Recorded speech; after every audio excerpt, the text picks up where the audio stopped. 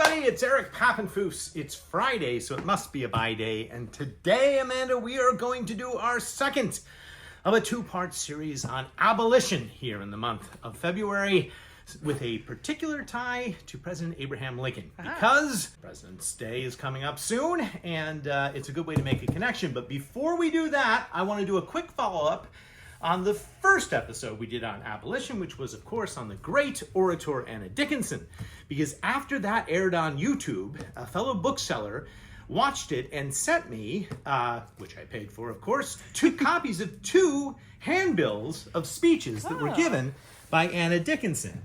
And what I'm going to do is I'm putting these with the book, so now on eBay they will be sold together as a combination. First one was a lecture that Anna Dickinson gave in the Deep South, right during Reconstruction. The title was What's to Hinder? And this is about women's rights and how women need a role in the emerging Reconstruction era.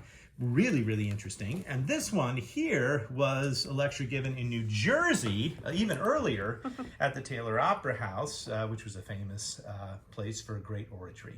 What's interesting about these handbills, Amanda, is that they are considered ephemera, meaning they weren't really meant to be saved. They were just advertising pieces, so not many of them exist. And the few that do are probably found in books or stuck in other things. We have over here examples of other broadsides and handbills here at the Collectibles Building in Midtown Scholar, so come and check them out. But these we will sell with her book. We also got a copy of Anna Dickinson's second book, which came in, and not nearly as popular as the first. This is a book called A Paying Investment, and this was not a novel. Remember, What Answer, which is the one we did last week, was her only novel. This was a polemical, and what's interesting about this, Amanda, is it was published by James Osgood, and I'll refer you to the buy day we did on Mark Twain if you want to learn more about James Osgood and his publishing efforts. But from a publishing standpoint, it's interesting because Osgood had clearly purchased all the remaining copies of What Answer, and we're trying to sell them anew with this new book, which also didn't go over very well. And What Answer still wouldn't sell, which is why there's so few of those left today, even though it was remaindered.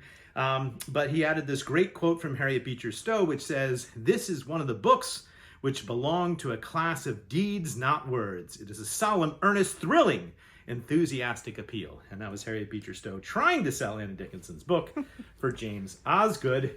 And all of that is a lead up to today's book, which was the most and best-selling novel of the 19th century.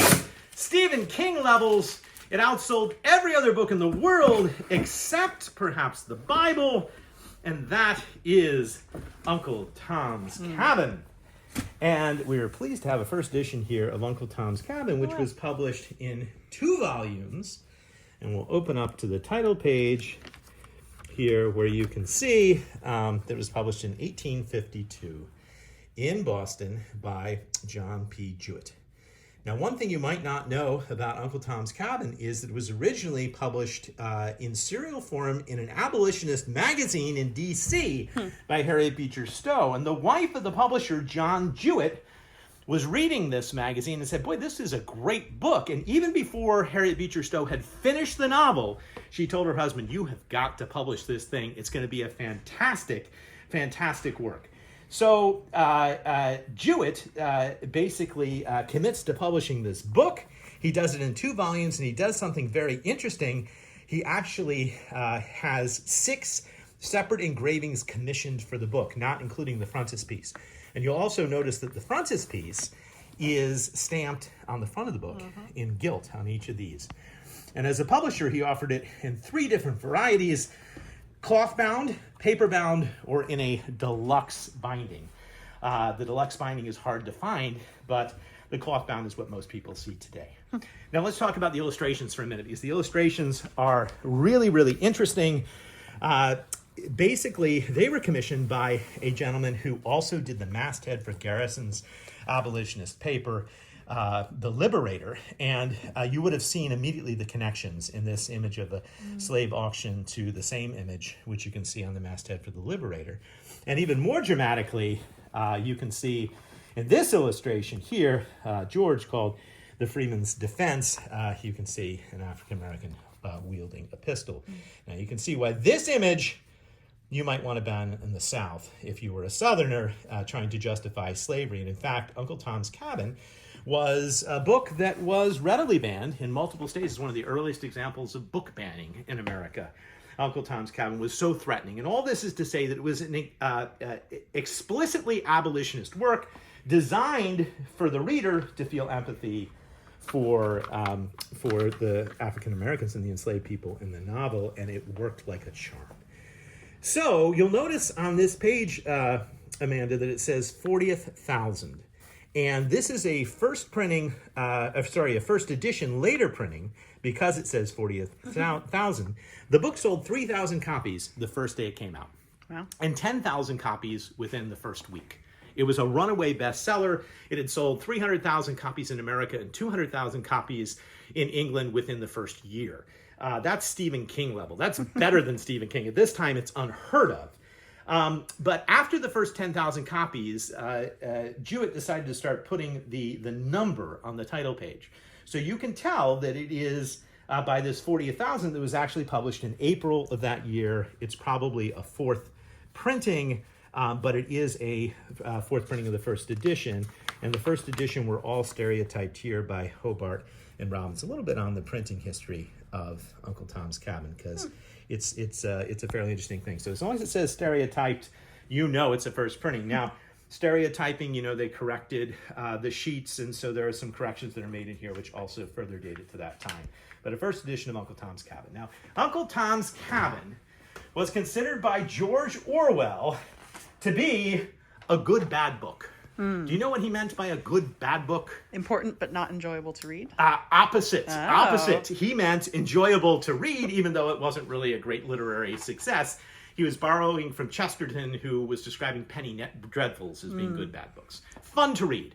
Sir Arthur Conan Doyle would be another. Sherlock Holmes would be another example of a good bad book. But he wrote, perhaps the supreme example of the good bad book is Uncle Tom's Cabin. It is an unintentionally ludicrous book, full of preposterous melodramatic incidents. It's also deeply moving and essentially true, and it's hard to say which quality outweighs the other. So that's George Orwell. I want to get to our second book, which is less a book than a song, Amanda. Yes, there will be singing.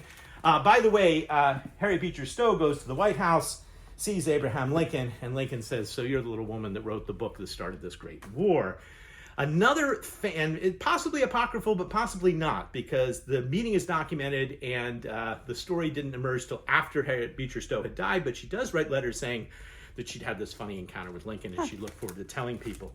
And her children tell the story after her death. The second is an issue of the Atlantic Monthly, which was a journal published during the Civil War. This one is particularly interesting because its first page reproduces a very famous song called The Battle Hymn of the Republic by Julia Ward Howe. And the story with Julia Ward Howe is that she also went to Washington, D.C. to visit Lincoln.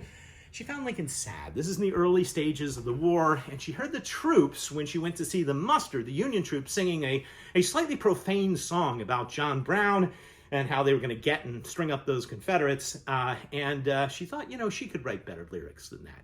And she went to bed that night at the Willard Hotel. Willard Hotel still in existence in D.C. The Willard Hotel being a hotel where I stayed, Amanda, when I got to meet the president. Oh. I did not have dreams, and I did not wake up in the morning saying, I awoke in the gray of the morning twilight, and as I lay waiting for the dawn, the long lines of the desired poem began to twine themselves in my mind. Having thought out all the stanzas, I said to myself, I must get up and write these verses down, lest I fall asleep again. And what did she write? She wrote the Battle Hymn of the Republic, which turned out to be Lincoln's favorite song. Mine eyes have seen the glory of the coming of the Lord. He is trampling out the vintage where the grapes of wrath are stored. He has loosed the fateful lightning of his terrible swift sword. His truth is marching on. Everybody. Glory, glory, hallelujah. Glory, glory, hallelujah. Glory, glory, hallelujah. His truth is marching on. Didn't even have to repeat the refrain because everybody knew the refrain. It was that good. That's right. And there's a literary allusion, a biblical allusion in here, which is important to the grapes of wrath, because Steinbeck takes that phrase and makes it the title of one of his most famous novels. Do you know what the grapes of wrath means? or is alluding to? Any idea? No. Well, it's alluding to the book of Revelation, where God takes evil grapes and turns them into, the redemptive power of wine, basically. And so it's redemption. It's a story of Revelation, but in this song, we're literally trampling out the vineyards, which is the South. It also has a very militaristic, final verse, which says, "Let us die to make men free." So a very strong song. Perhaps the song which should be our national anthem today. Depending who you ask. We'll see about that. All right. Let's go to our funny book. And our funny book is in honor of good old Abe Lincoln for President's Day. Now, Lincoln had a very interesting sense of humor. He was known to be a very good mimicker of people, and he loved to tell long parables and stories. And these stories today, Amanda, they don't always translate particularly well.